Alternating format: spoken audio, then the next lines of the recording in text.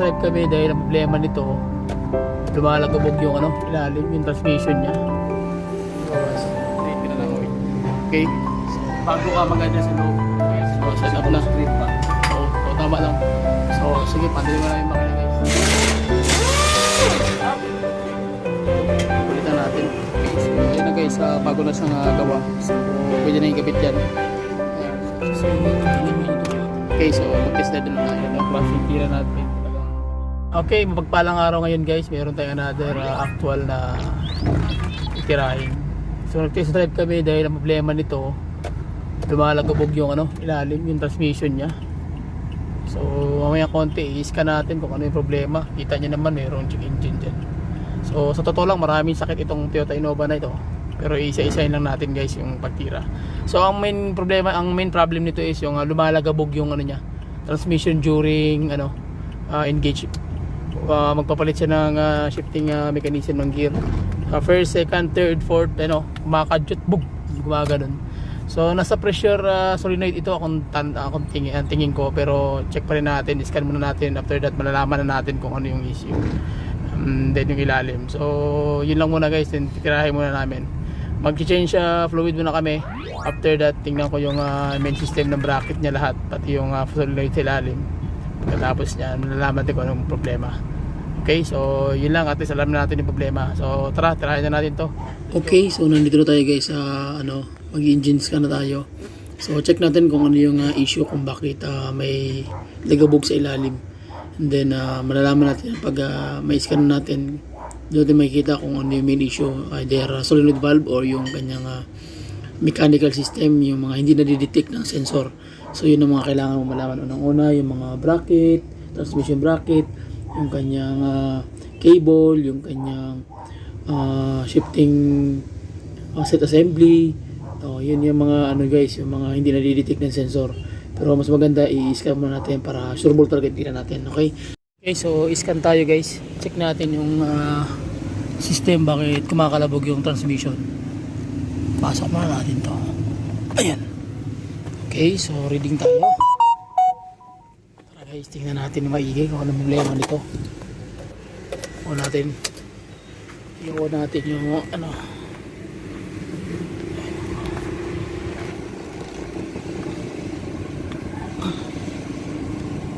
yun, tigas. Okay, so patayin ko muna yung lakas naman ng ito. Sorry, tabunan. Okay, so scan tayo sa mano-mano. Dito tayo, check natin kung anong problema nito, ba't ganito.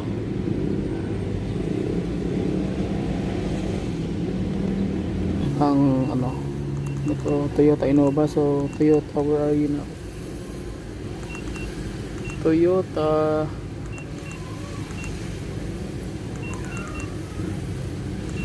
lumampas ako yun.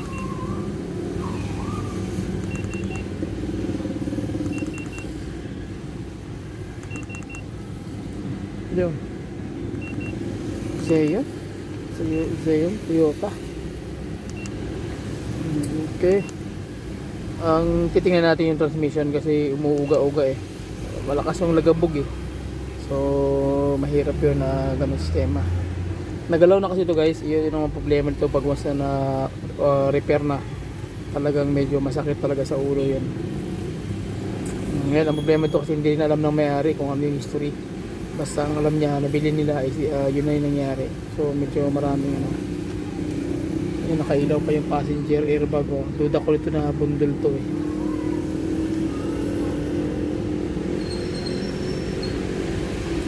So sa tayo? Sa engine, sa EFI tayo guys. Check lang natin itong EFI nya kung ano problema. Wala siyang sa trane grounded talaga siya. Yung air temperature, bumili na kami niyan, pero in order pa 1 month pa yan darating. So electrical to pag ganyan So unstable engine idling. Wala siyang sa trani. Hanap tayo ng trani guys. EBS engine tayo.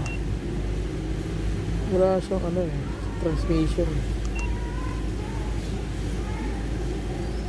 The fault code is not found in the database.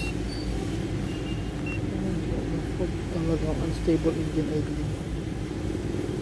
Current unstable engine idling. 1605.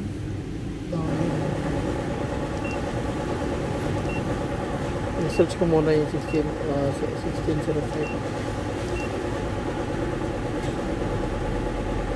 Ulitin ko. Ulitin din guys, i-yan natin. Mag North America tayo.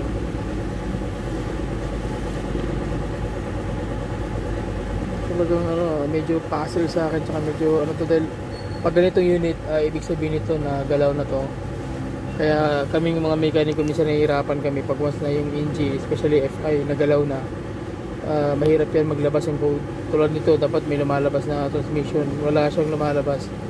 So, check natin itong ABS, PCC, at saka TRC guys. Yan, tingnan natin to. Create fault code tayo. Open speed sensor, ayun, lumabas na rin talaga. Ay, salamat. Okay na, nakuha ko na. So, ang sakit niya, kailangan, gawa pa lang Amerika itong Toyota Innova na to. Okay, so, yan na. Nakuha na natin yung, code. Ay, salamat talaga. Okay, so, ngayon, gawin natin, sa SRS naman tayo. Hindi tayo pwede mag-erase niyan kasi yun ang problema, speed sensor. Okay, so, airbag tayo. Ito, airbag din, number 1 nito, ABS, BCS, TRC. Okay, so yan, SRS tayo kasi RS ang laki buntis na buntis guys, namumula. So read code tayo. Okay, so dami, open, open ND full circuit, yan, ang dami open sa likod, ibig sabihin na marang nabangga to guys, dami na open, so marami na siya. So duda ko na to, pinaayos na to, ang dami, puro hindi natin i-erase yan. Okay, so balik tayo dito tayo sa other area. I-reading natin muna. So yun yung mga basic pointers guys, para makuha nyo kung paano tirahin to. May mga lagabog, ang lakas ng lagabog talagang, hindi siya maganda. Okay, automatic reading natin. Ayan, para sureball talaga. So engine, ayan, ayun, merong engine and ECP tayo. Okay, read fault code, read fault data. Yun, 6. Turbo, supercharger, boost control, solenoid circuit high. Tapos intake air temperature, rough idling, turbo, okay. Rough idling. So okay na natin yung na to. Ang problema kasi ito, yung nag-rough idling niya, yung is may mechanism ng kanyang sensor, hindi pa din napalitan. So at least nakita na natin yung turbocharger, boost control, solenoid circuit high. Ibig sabihin ito yung built-in kasi to, hindi ka pwedeng magano to, so kailangan magpalit. Medyo mahal-mahal to guys. Ayan, iba na naman yung 48 na naman siya. Yung nakaraan 47, address na natin yun. Okay, so nakita natin yung mga code guys. So ang dami. So maraming issue to. Sumabog na pala yung airbag system nito. Bangga pala to guys. So ang daming problema. So ang i-address muna natin ngayon is yung kanyang problema sa transmission, yung lagabog. So punta muna sa ilalim, check natin kung ano yung mga mabibisualize natin doon ng mga problema. And then unang natin gagawin, mag-change oil muna tayo. Pagkatapos yung kanyang mga bracket o kanyang mga universal joint na meron doon na naka-attach mismo sa kanyang automatic transmission, yun muna yung i-address natin. So tara, sa ilalim tayo guys, check natin kung ano yung pwedeng malaman natin doon. Na-find out natin yung problema ng lagutob ng kanyang gear. Kasi yun nga, naramdaman natin habang nag-test drive ako, naramdaman ko yung kakaibang andar ng transmission kasi lumalagabog siya. Yung kanina, pag-test drive ko kanina, lagabog siya. Ito pala yung problema, sira na to. So malikot na siya, ayan malikot na, gumagalaw siya, bag gumagalaw. So kailangan palitan. Tingnan nyo yung naging rason bakit siya lumalagabog o nabali na to. So may posibilidad nga matanggal tong mismong bracket holder niya. Kaya yan ang naging cause ng lagabog. Okay, bakit? Check natin yung transmission. Ayan. So nabuksan ko na namin yung transmission, tinignan ko na rin yung ilalim. So far wala ko nakita problema. Dahil ang problema is nasa bracket na pala. So kinabahan ako, akala ko may problema dito sa solenoid. So na-test na natin to, wala namang problema. So nakita natin na doon ang issue. So kaya magtatanggal kami ng bracket, tapos malinis na to. Pagkatapos test drive namin kung ano yung kung tinira kayo ng mga automatic transmission. So kailangan niya visualize muna kayo. Diretso change oil na, wala na ibang pag-uusap diyan pag may mga problema ng transmission. Pagkatapos change oil, ganun pa rin. So ibig sabihin loob na yan. So yun na yung judgment na mag-ano tayo, mag-overhaul tayo ng transmission. Kasi minsan ang client minsan hindi nakahanda sa ganung sakit ng unit. So unang gagawin mo diyan, diagnose ka muna. Pagkatapos diagnose, observe ka muna. Pagkatapos yung pwede mong tirahin sa labas na muna unang gagalawin bago ka mag-address sa loob. Okay? Para at least merong option ng may-ari na hindi mo na siya magpagalaw sa loob. At least alam niya yung sakit ng unit niya. Okay? Kasi kung biglayin mo siya pagtanggal, guys, mangyayari hindi na makakalit yung unit. Tambay na yan. So matagal. Buwan bago magkabudget ng may-ari, saka magagalaw yung unit. Diba? So kailangan alawanan natin yung mga customer natin. Okay, yun ang mga basic pointers, guys. Okay, so ikabit mo namin lahat tapos balik tayo pagkatapos. So naka-set up na tayo, guys. Ang gawin natin, maglalagay na tayo ng ATF. So yung fluid na lalagay natin, Repsol na brand. Ayan, Repsol yung brand, guys. So lagay tayo automatic at 4 agad. Okay.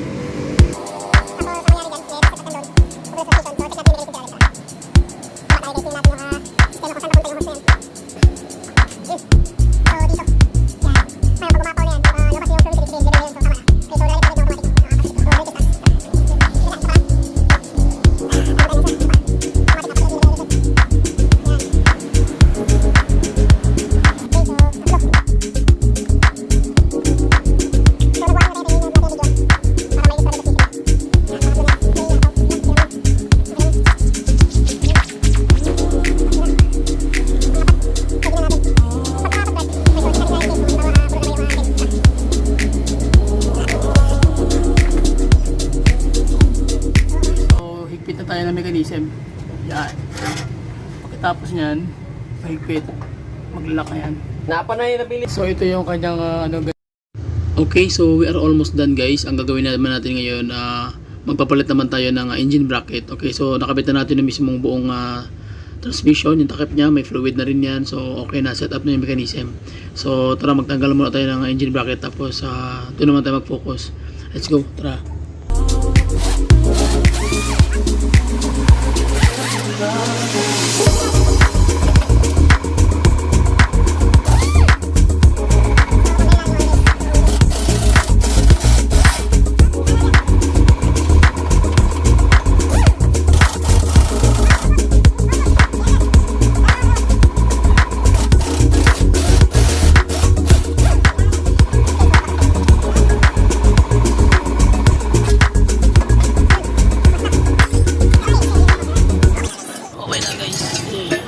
Natin ng buong system.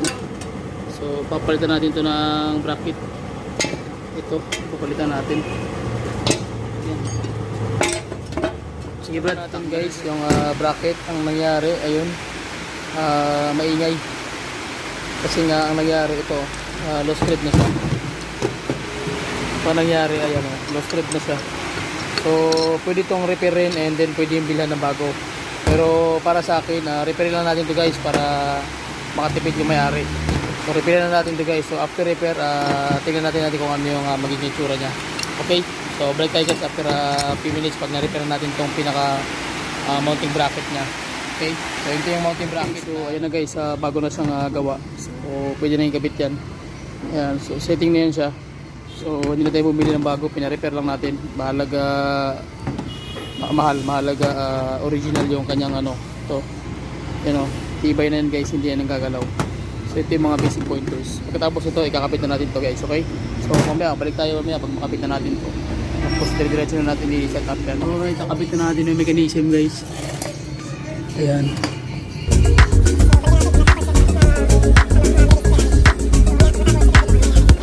Okay, so natapos na, guys, nakabit na natin yung buong mechanism. Ayan na, so okay na siya. Kita nyo naman yung bitak. So gagawin natin, i-test drive natin ngayon yung unit. So set up na siya. So wala nang nakalimutan sa lalim. Double check natin, higpit na to, okay na yung mechanism. So tara, let's go, test na tayo guys. Good. So let's start the engine.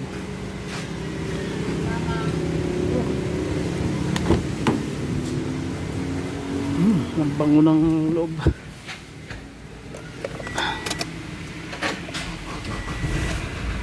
Okay, so gawin natin, itatakbo natin ng mga ilang kilometro.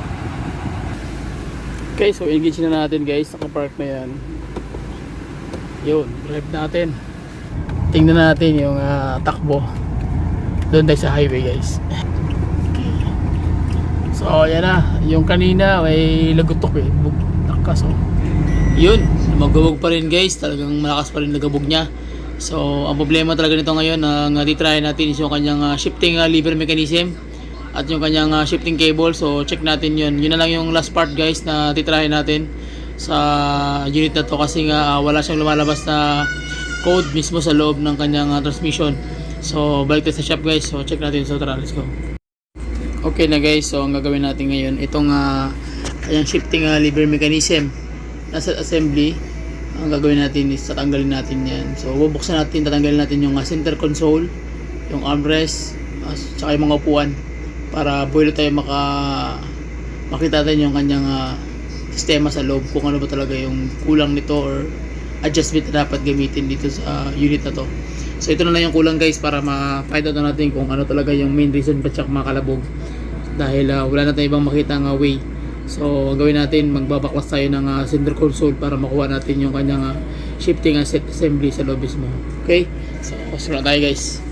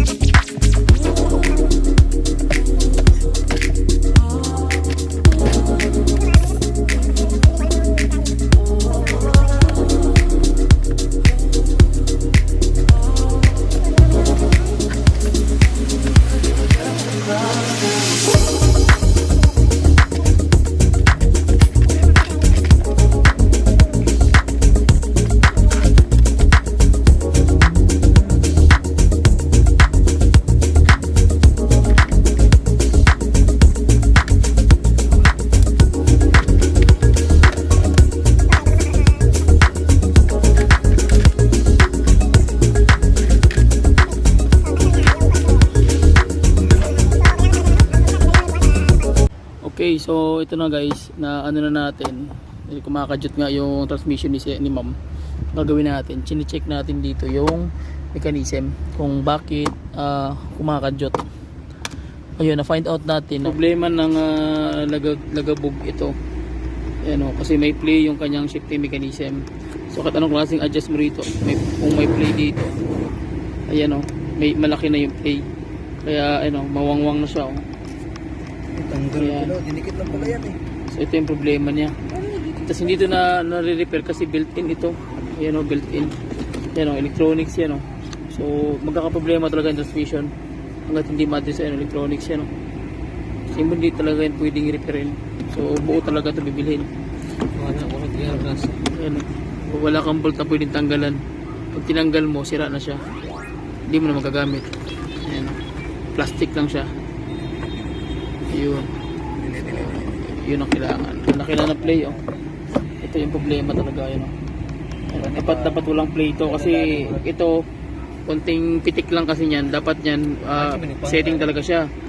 Ngayon dahil ito malaki na yung play, ito ang problema. Kaya yung shifting mo lalagubog talaga. Ito ang klaseng natin, lalagubog talaga kasi malaki na yung play. So ito yung main issue guys, kung bakit ang transmission niya nagkalagubog. Although nag-adjust ka na dito, ginawa mo na lahat, pero ganun pa rin. So kailangan mo siyang higpitan talaga dito. Yun ang problema.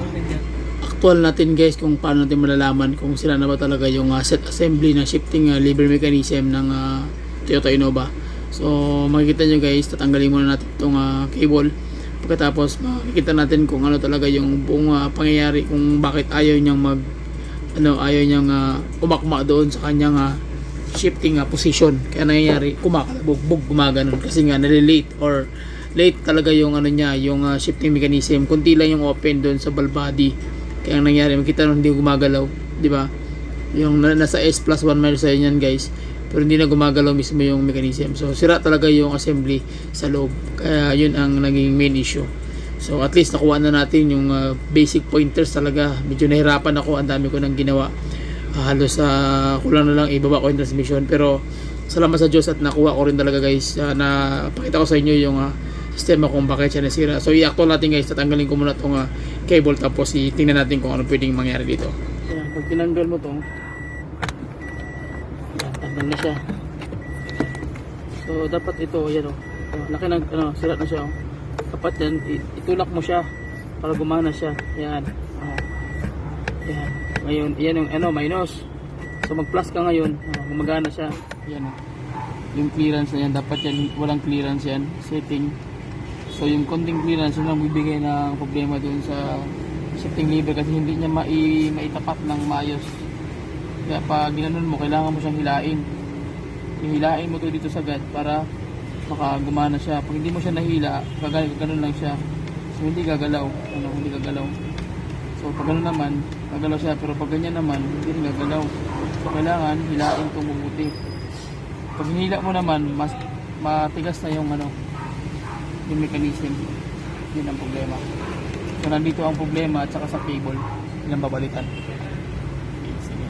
Okay guys, so at least alam na natin na kailangan palitan mismo yung kanyang set assembly na medyo may kamahalan guys. Nag-inquire na kami, almost 27,310 plus yung cable, hindi pa kasali. Nagkakalaga ang cable guys ng 7,000 pesos. So ang laki-laki, almost 30,000. 35 mahigit ang mabayaran. So nasa may-ari na guys kung ano yung plano niya, kung magpapalit kami. So sana magpalit siya at mapalit natin ng bago para may meron tayong part 2. So yun lang guys, subscribe to my YouTube channel. Shoutout sa ating lahat, sa lahat ng kapwa mekaniko at mga bangitang mekaniko, sa mga unit owner at sa lahat ng mga subscriber, followers sa aking FB page at sa ating YouTube channel. So please subscribe to my YouTube channel. Bye bye and God bless. See you.